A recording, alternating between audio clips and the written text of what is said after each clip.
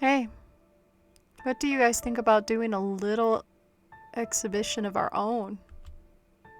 That sounds interesting. But those missing tourists. What if we get lost too? Don't worry, I have a map and we can always signal for help with the torch. Really? You'll set the forest on fire with that. Why would you even have one of those? This isn't the Middle Ages. Just kidding. I got a phone with me. Can you even get a signal out here? Mr. Brimsky will... don't worry about it, Kui. Sure, everything will go smoothly if anything does happen, you can blame it on me. Huh. Sure.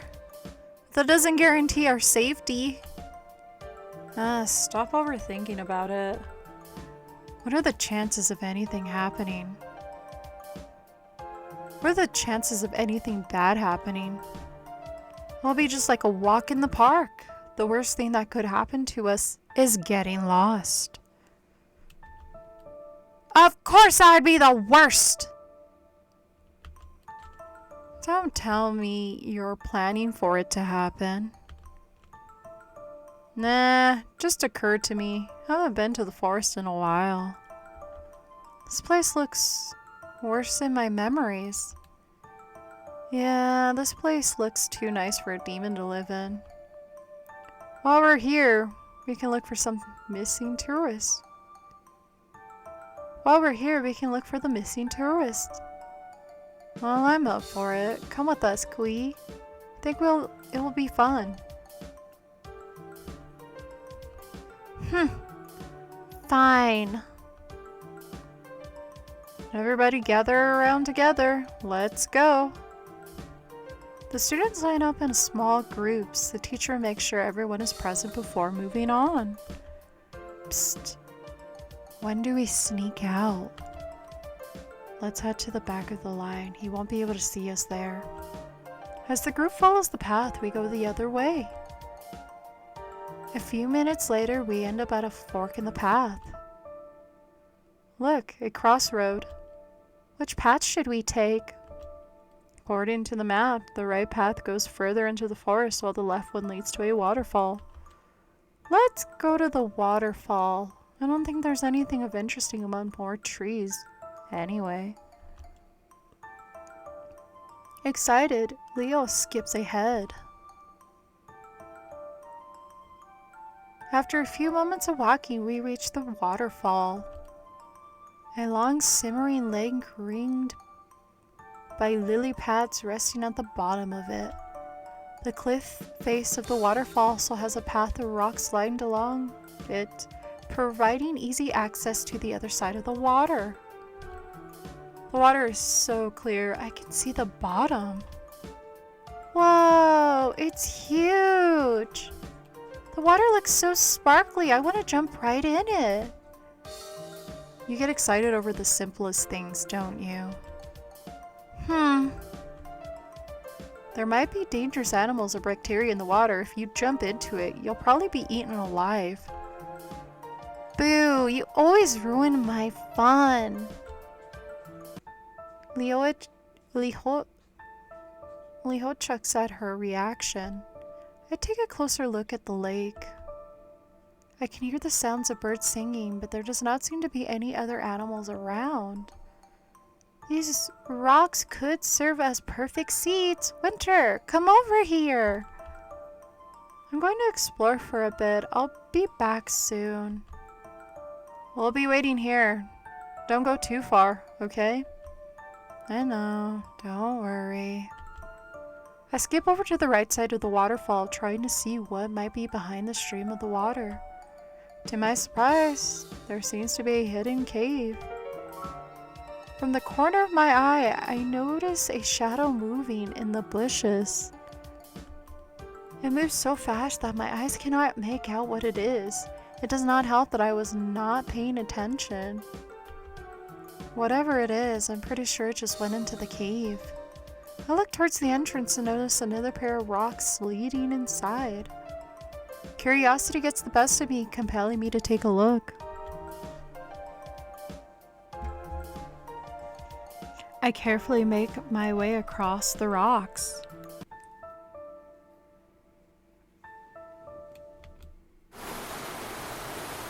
After I manage to get behind the waterfall, I peel around the cave. I cannot see anything in the darkness. The sounds of falling water echoes around me. I wish I had brought my phone with me so I can use it as a flashlight. What could be back there? I know I saw something head in a moment ago, but I can't see anything. Was it just my imagination? I try to shout, but the sounds of crashing water overpowers my voice. As I walk deeper into the cave, I try again. Hello? Is anyone there? I call out a third time, but I only hear the echoes of my own voice. I hear footsteps behind me, and surprised, I turned around. A shadow stands at the entrance. Who is there? I can tell from the person's build that he is a man, but due to the darkness, I cannot make out his facial features. Who are you? I shouted again, this time louder. Who are you? Stop yelling, I'm not deaf. The man suddenly started walking towards me. Surprised by his movement, I step back. I slip on the wet, uneven surface and fall flat onto the ground. Ugh! Ouch! My hand reaches out to me and I'm surprised by the man's kindness. Light suddenly filters through the waterfall and I can finally see his face. Damn, he's good looking. He looks like a tiger, if anything, like a tiger that recently got out of the cage. He has chains up on his neck too. And a collar with that chain.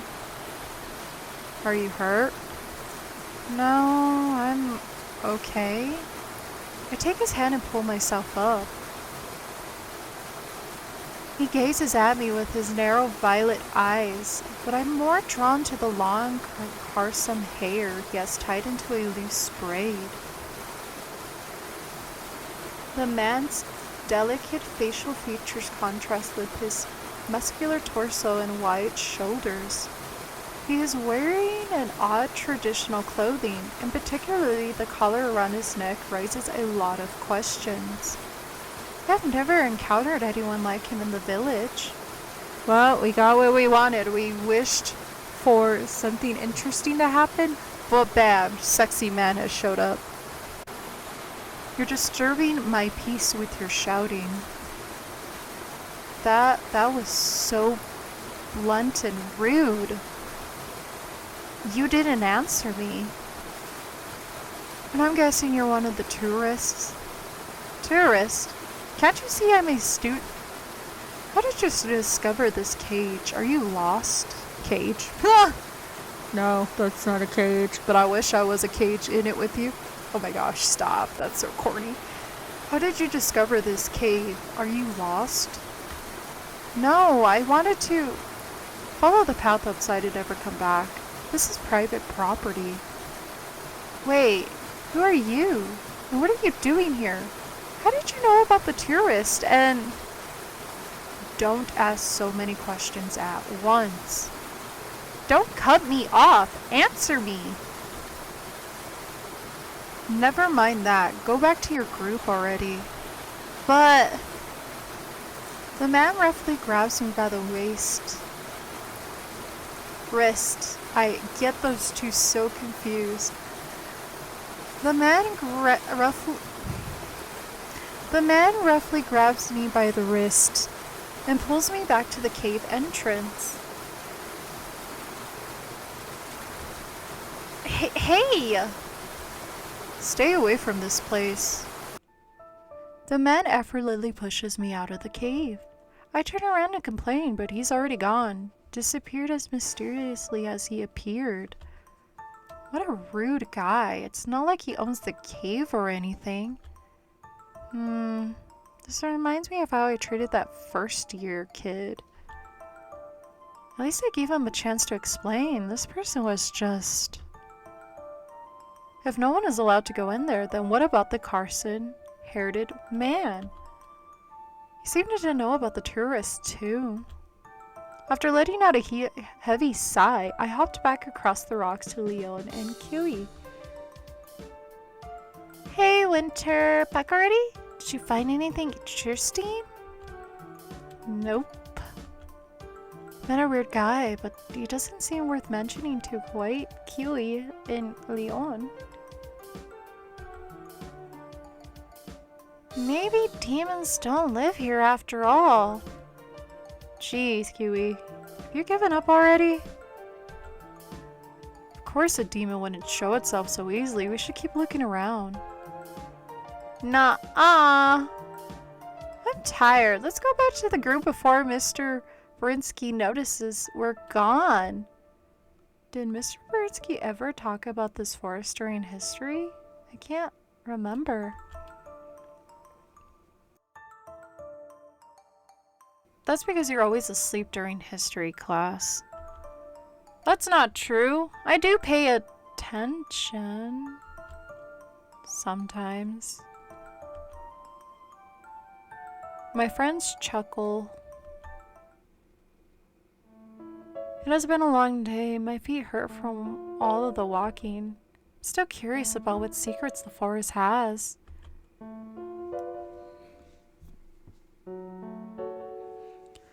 That Carson-headed man.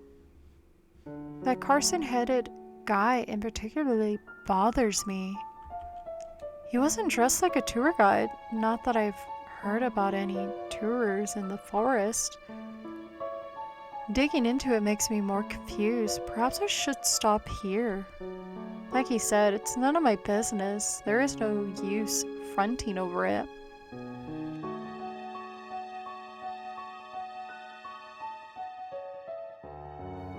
Even as Mysterious fades, another one appears. The abandoned house from yesterday pops up in my head. I did plan on going there again, and it does not seem to be raining right now. I glance at the time and it reads 8 p.m. It is already dark outside.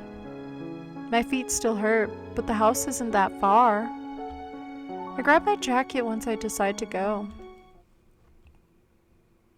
The streets are completely empty, making the village seem like it had been abandoned. Everyone must already be home from work or school.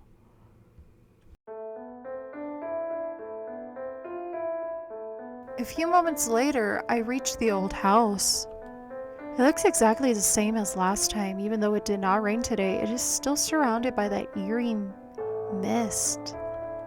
The previous owners must have been very rich to afford the construction of this mansion, especially with all its fine details. It shouldn't be a problem if I look around. The house looks larger and older now that I am close. I inspect the big chains locking the doors. They are not old and rusty like I expected. They seem like they were put on recently. Perhaps the residents have a new owner. Suddenly I hear a sigh from behind me and I quickly turn around to locate the source of the sound. There is someone sitting on the edge of the fountain. He blends so well with the dreamy mist that I had not noticed him when I first arrived. I slowly approach the man. Up close, I notice he looks near my age. He is most likely from the same school as me, but I have never seen him before. His uniform design is not one I recognize. Perhaps he is part of the elite, like Kui's brother. Each elite student wears a custom designed uniform, making it difficult to be certain they even attend our school. To complicate their unique uniforms, the elite class also has special rules, but I never bothered looking into them. Its members hardly appear at school, so only a few of us have ever seen their faces. Needless to say, there are many rumors about that class. According to Kioi, you have to have very high grades to qualify, but there might be more to it than that. Many students envy their status. Hello? The guy flinches and looks at me, startled. Sorry, I didn't mean to scare you. Oh, I do not mind. My apologies for not noticing you earlier. May I sit here? Be my guest. Could he be the shadow I saw yesterday? Do you come here often? It sounds like a cheesy pickup line, but I don't know what else to say. I do. This place has an interesting atmosphere. He looks away from me, the warm copper of his gaze thoughtful. Something about him feels off. I'm not sure, but is he sad? I really can't read his expression. What about you? Well, I can't tell him that I saw something strange here the other night and come to investigate. I'd sound weird. I never noticed how interesting this place was before, so I thought I'd take a closer look. At this hour? I like going for walks at night. Clockwise. The man's expression clears up and he smiles. Would you like to go for a walk with me then? Sure. It's odd that someone would offer to go for a walk with a person they just met. He does seem friendly and polite, though. He stands up and we follow a path through the garden. Unlike the rest of the garden, this path is not covered with weeds. The ground is even and well trod. As we walk, he points out the statue hidden away by unusual scrubs and flowers I have not seen before. He does it so naturally, as if he owns this place. The moonlight and starry sky illuminate the view, which makes it even more beautiful. I never expected to find beauty in an abandoned place like this. The man smiles mysteriously at my comment. You seem to know a lot about this mansion. I would be happy to answer any questions you have. Do you know who put the chains on the door? You just won't answer that one, I guess. His eyes swerve away from mine again. The man hesitates to speak, and I seem to have found my answer. What? Oh, I just now realized he has a bandage around his neck. I'm going to take a moment to appreciate his appearance because I've been reading a lot and I have not been able to truly comment on his appearance. It's a set of unique uniforms, I guess.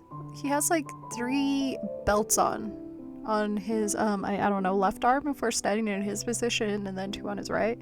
He looks like he has a giant watch in his pocket. Pocket watch is what they call it, right?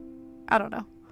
Let's go on. I do like his hair. He looks like a mopey kind of guy, like he's sitting there trying to figure out his life. He definitely looks like someone that's into like the music that's playing. I do not know about it. I guess he doesn't want to say. He looks flustered. Maybe I shouldn't push any further right now.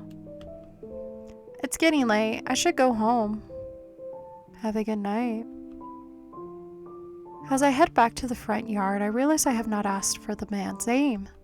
I turn back and try to find him, but he is already gone. Dun-dun-dun. The weekend finally arrives. In the morning, I make myself breakfast and sit on the couch. While chewing on some toast, I open the newspaper. I did not have any real leads for the disappearance yet, but I have to catch up with the news. It is full of usual advertisements, but now it actually has some decent news articles, and I browse through, hoping to find something interesting. My eyes stop at a page with numerous sketches. The reports of missing persons are increasing. In just a few days, it has reached a point where the police can no longer suppress the public outcry. Oh. I study their profiles and try to find a commonality, but there does not seem to be one. Age, gender, appearances, co-option address. No, nothing adds up. This is going nowhere. I recognize some of these people, but I don't think they knew each other. Then again, if it was that easy, the cops would have solved the case already. I doubt people disappear without a trace. They must have gone into hiding or were kidnapped. The thought of someone I knew suddenly disappearing is scary. These crimes, or whatever they are, have to stop at some point. How long can they go on? I flipped a page and found an article about an attempted homicide. A local report that she heard a distressed scream late at night. According to her, the attacker ran off when she reached the scene. She also stated she managed to take a picture. And when she noticed the victim was still alive, she called the emergency service and waited for the ambulance to arrive. Witness: I can't believe someone did an inhumane thing. This is unforgivable. Further details on this case are below. Attached to the article is a blurry photo the witness took of the subject with her cell phone. Nothing about their appearance is distinguishable. It will be difficult to identify them. Description says the victim had been missing for a week before the incident took place. I put the newspaper aside and take a sip of my tea. News really spreads quickly in this village, no matter how ghastly it is. Rumors pop up just as quickly. I would not be surprised if people are already talking about who the attacker might be. While distasteful, these same rumors became trails that led back to the criminals, allowing the crimes to be resolved just as quickly. I want to help track down these people, but I'm not sure I'd make a difference. For now, I should keep an eye out for anything suspicious. I absentmindedly eat the rest of my breakfast. I should take a walk to clear my mind. Going to the park sounds like a good idea.